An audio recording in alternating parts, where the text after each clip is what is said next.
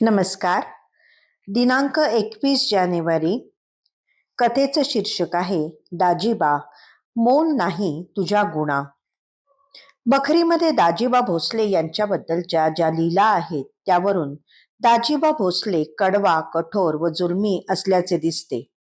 पण बहुधा त्याला यथायोग्य शासन करून महाराजांनी त्याला आपले परमभक्त करून घेतले असावे. त्याचीच ही आगळी वेगळी कथा. संस्थानाच्या कामासाठी दाजीबांना फार काळ मुंबईत राहावे लागले, तेव्हा स्वामींचा वियोग त्यांना सहन होईना. स्वामी भेटीची तळमळ पराकोटीला पोहोचली तेव्हा अचानक महाराज त्यांच्या देवघरात प्रगटले. दाजीबांना ते समजताच घाईघाईने स्नान आटोपून ते देवघरात आले. श्री स्वामींना पाहून त्यांना भडभडून आले.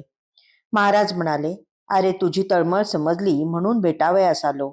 दाजीबा, अरे मोल नाही तुझ्या गुणांना. दाजीबांनी श्रीफळ दक्षिणा अर्पण करताच महाराज अदृश्य झाले.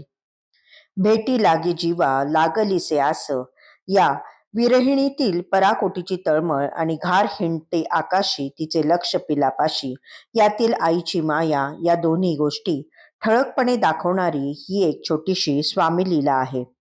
आपल्या प्राणप्रिय व्यक्तीने आठवण काढली तर कितीही दूर असलो तरी आपण कासावीस होतो. तशीच अवस्था भक्ताची झाली तर देवही भेटीस येतोच येतो. मात्र त्यासाठी आपल्या तळमळीला उकळी फुटेपर्यंत भक्तीची आज द्यावी लागते. स्वामी स्वरूप मनात पक्के ठसावे लागते. इतकेही पळभरही स्वामी नामरूपाचे विस्मरण होता कामा नये. खाता पिता उठता बसता बोलता चालता जागेपणी किंवा झोपेतही स्वामी नामरूपाचा ध्यास आपल्या श्वासोश्वासासारखा वाहता असेल तर स्वामी आपल्या अंतर्यामीच आहेत याचा अनुभव येतो. जवळ एकही पैसा न घेता अयाचित वृत्तीने पदयात्रे जाणाऱ्या सर्व स्वामी भक्तांचे अनुभवही विलक्षण आहेत. श्री स्वामी आपल्याबरोबर असल्याचा प्रत्यय येतो. पूर्वश्रमीचे नास्तिक जुलमी दाजीबा भोसले उत्तर आयुष्यात इतके बदलले की त्यांची स्वामी भेटीची आस शिगेला पोचताच प्रत्यक्ष महाराजच त्यांच्यासमोर प्रकटले. स्वामी राय म्हणती, अरे भक्तभूषणा, दाजीबा मोल नाही तुझ्या गुणा. टाकुनी सर्व देहाहपणा शरणागत झालासी. असे प्रशंसोद्गार काढून महाराजांनी समस्त भक्तांना स्वामी भक्तीचे रहस्य सांगितले आहे. हे रहस्य आत्मसात केल्यास संकट समयी वारंवार दाजीबास देती अभय कर.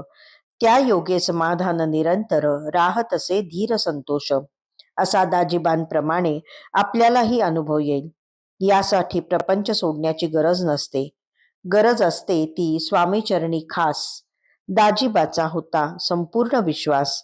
ऐकता सांगता यतीश्वरांचा इतिहास प्रेमाश्रुपात आहे सदा. एक एक प्रहर पर्यंत कंठ व्हावा सद्गतीत. अष्टभावांचा उदय होत समर्थ लीला श्रवणाने.